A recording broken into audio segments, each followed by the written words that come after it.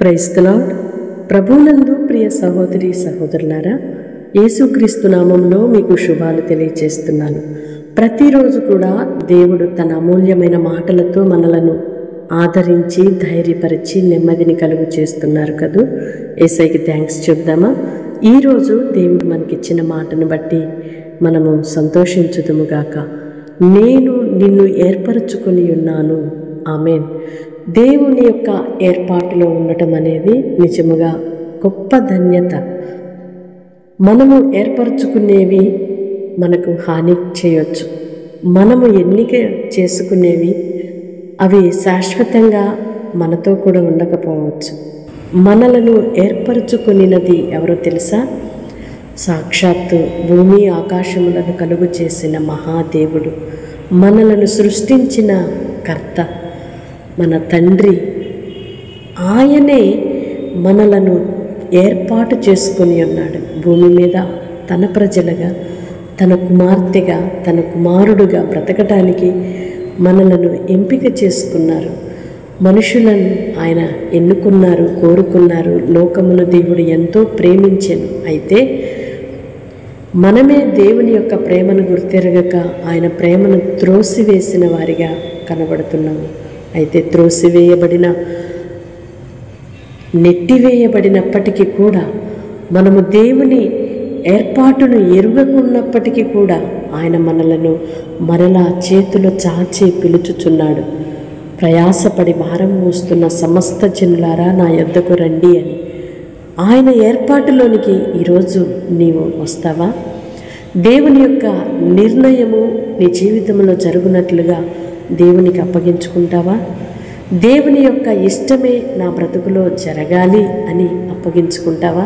నిశ్చయముగా దేవుని యొక్క ఏర్పాటును నీవు గ్రహిస్తే నీ జీవితము చాలా ఆనందంగా, ఆహ్లాదంగా, శ్రేష్టమైనదిగా, బహు ఉన్నతమైనదిగా మార్చబడుతుంది. దేవుని ఏర్పాటు మన ఎడల మనము గ్రహించుదుముగాక. ఆమేన్.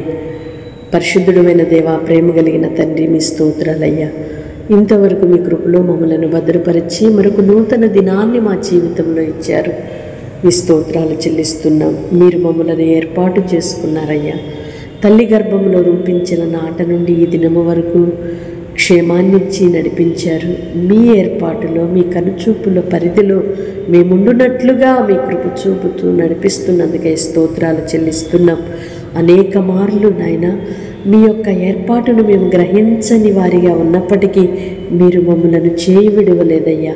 కనుకనే నేటి వరకు మేము ఈ రీతిగా ఉండగలిగాము అయ్యా. సజీవులుగా ఉన్నాము అంటే నిజముగా కేవలం మీ కృప మాత్రమేనని మరొకసారి మీ కృతజ్ఞతలు చెల్లిస్తున్నాము. భూమి మీద మేము మీ సాక్షులుగా బ్రతుకుట కొరకే మమ్మలను బ్రతికించి ఉన్నారు అని మరొకసారి కృతజ్ఞతలు చెల్లిస్తున్నామయ్యా. మా జీవితాన్ని మేము ప్రణాళికలు వేసుకొనక మీ ఏర్పాటుకు అప్పగించుకొని, మీ నిర్ణయానికి మా జీవితాలను అప్పగించుకొని, మీ ఆలోచనను మేము గ్రహించిన వారిగా, మీ యొక్క నడిపింపును తెలుసుకున్న వారిగా బ్రతకడానికి మీ కృప దయచేయమని వేడుకుంటున్నామయ్యా. ఎందరైతే బిడ్డలు ప్రార్థనలు ఏకీభవిస్తున్నారో ప్రతి ఒక్కరిని నాయన మీ కృపలో స్థిరపరచండి, బలవంతులుగా మార్చండి. ప్రతి విధమైన పిరికి ఆత్మ యేసు నామములో తొలగిపోవునుగాక. వారికి కలిగిన భయములన్నిటిలో నుండి విడిపించండి అయ్యా. మానసిక రుగ్మతల నుండి విడిపించండి నాయన. నా తండ్రి, మీరే కనికరించి కృప చూపమని యేసు నామములో ప్రార్థిస్తున్నాను తండ్రి. ఆమేన్. వాగ్దానం రిసీవ్ చేసుకొని తప్పకుండా ఇతరులు కూడా మీ స్నేహితులకు, బంధువులకు, మీ సమీపస్తులకు షేర్ చేయండి. వారు కూడా దేవుని యొక్క ఏర్పాటుని, వారి ఎడల దేవుని ప్రణాళిక ఏమై ఉన్నది అని గ్రహించినట్లుగా మన వంతు సహకారాన్ని అందిద్దాం. దైవ దీవెనలకు పాత్రులుగా మార్చబడదాం. God bless you all. Praise the lord.